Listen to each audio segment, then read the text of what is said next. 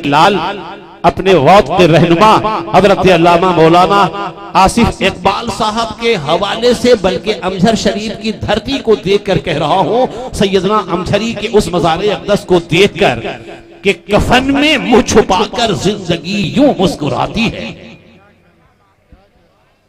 मचल के कफन में मुंह छुपाकर जिंदगी यूं मुस्कुराती है।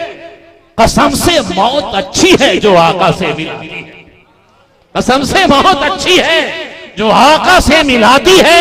वो मंजर कैसा होगा जब मोहम्मद सामने होंगे।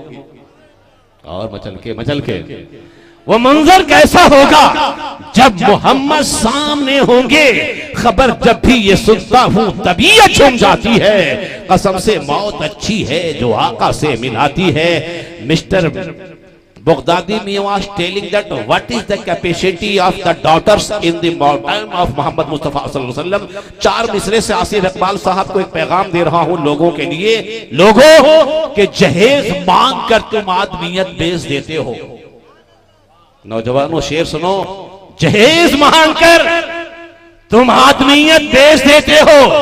नसीहत बाप की माँ की वसीयत बेच देते हो। जो बेटी घर में आती है वो बरकत लेके आती है। जो बेटी घर में आती है वो बरकत लेके आती है। बड़े तुम लालची हो, घर की इज्जत बेच देते हो। आइए हिंदुस्तान के मायनाज हस्ते स्माइलिंग फेस वाले मुकर्रिर हजरत अल्लामा मौलाना आसिफ इकबाल साहब माइक्रोफोन पे। नारे तकबीर और रिसालत।